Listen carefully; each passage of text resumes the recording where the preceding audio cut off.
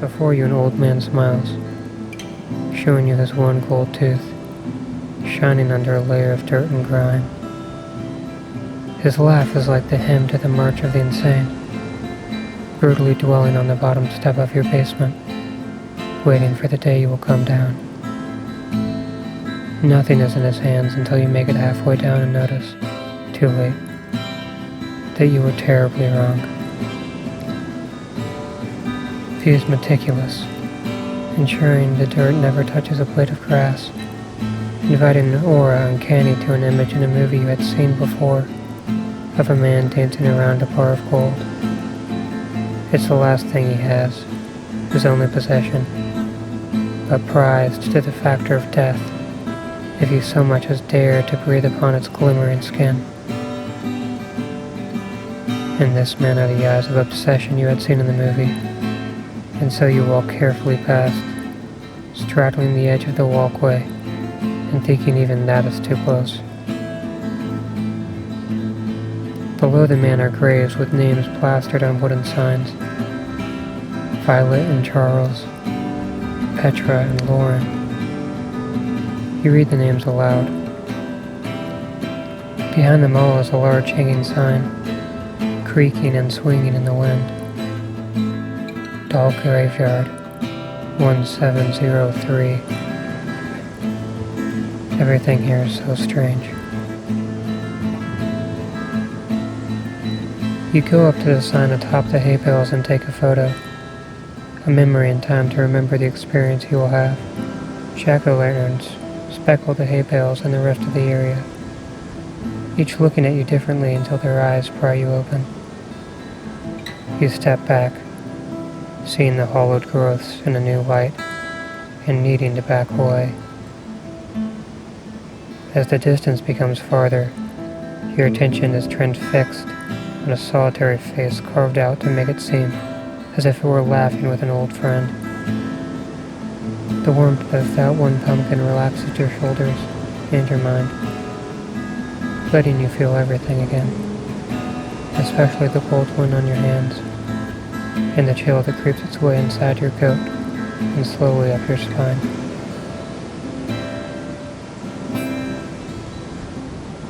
The line is getting longer as you take your place behind, becoming a true part of the slow and timely march forward, when an old man takes his place behind you. His gray beard moves to the melody of the wind, his nose a touch of red as the night closes in. Music begins to pump through the flesh and ears, dropping the laughter to a subtle backdrop on the skyline of an old, withering mountain range.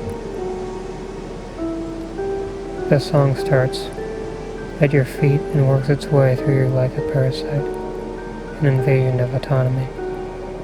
It, in stillness, is beautiful, but in context is terrifying, as the opening in the corn immediately hides each person that walks in.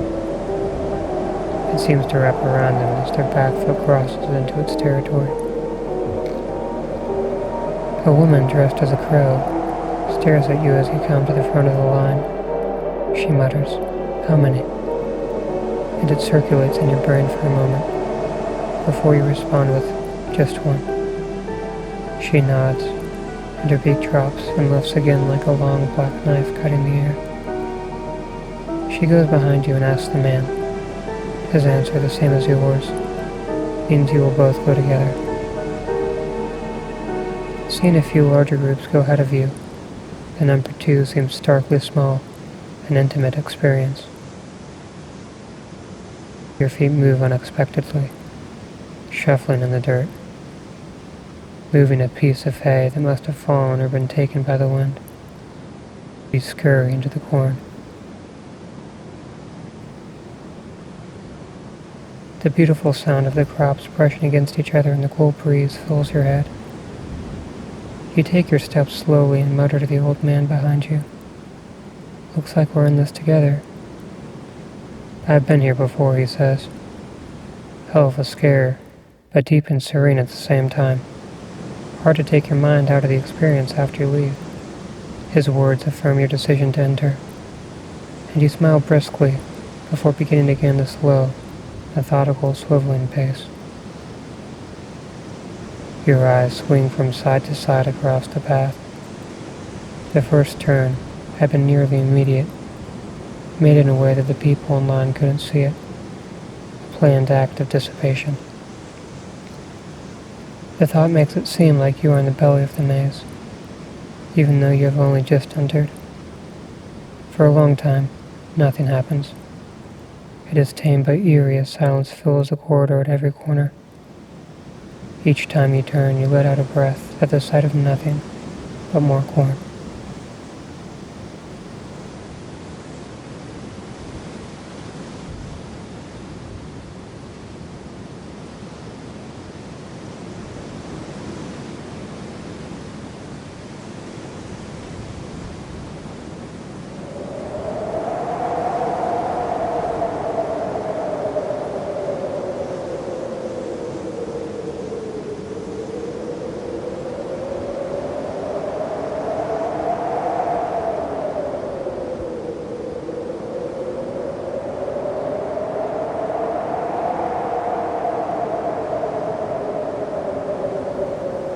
As you peer around a corner, you see a group of people huddled around something.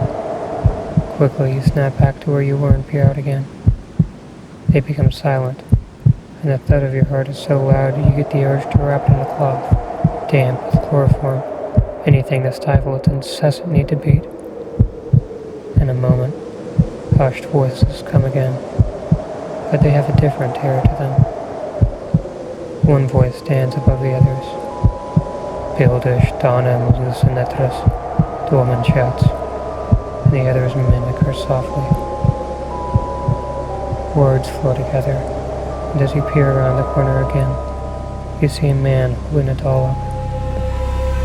Their eyes are closed, and in that moment you dart past them as quietly as you can, just as the man takes a knife to the doll, cutting it open as they all speak in time. The woman standing snaps at you, her neck twists in one motion, and stops exactly when her eyes meet your gaze. She smiles as blood drips down her chin. All the sitting people stand and turn.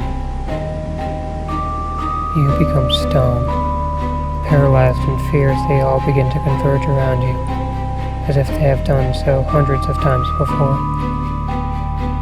You urge your body to move, tugging at it with everything you have. Her eyes, like a serpent's, are slits of lies. Finally, you break free from the spell and slip away, following the old man as they quickly disappear behind the countless turns.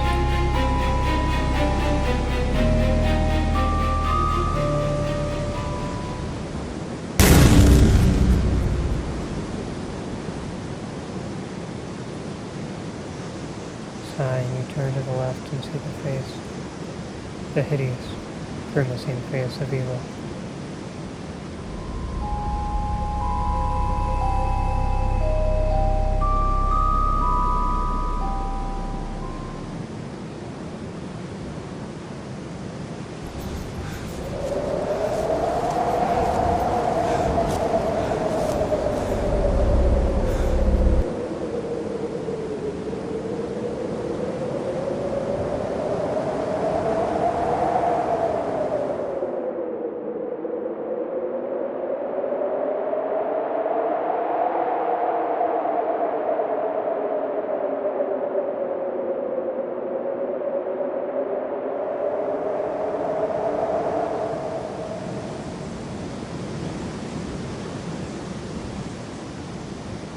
After a few moments, and in the swiveling of your gaze, you see through the corner flash of motion. When you get closer to the edge of the path, you look for gaps in the brown stalks, careful not to alert whatever hides behind to your presence. Finally, a widening appears. You stop and stare. A small boy, alone. He crouches in a small patch, engraved in the corn, a circle of dirt.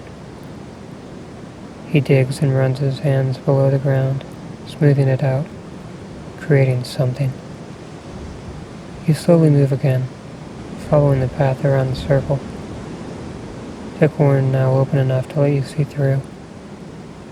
With every gap, you make out more of what the child is doing, and finally, you see his creation. The sun, filled with all sorts of rudimentary plants and animals, is traced in the dirt. The boy smiles playfully as he takes a bucket of water and begins to fill the ring. The outline of the sun with water, splashing it around timidly, as if scared of what might happen if he made any noise. The old man mutters something, and when you look back, the boy is gone, somewhere in the corn. Strange, you think, as something starts to form in your mind.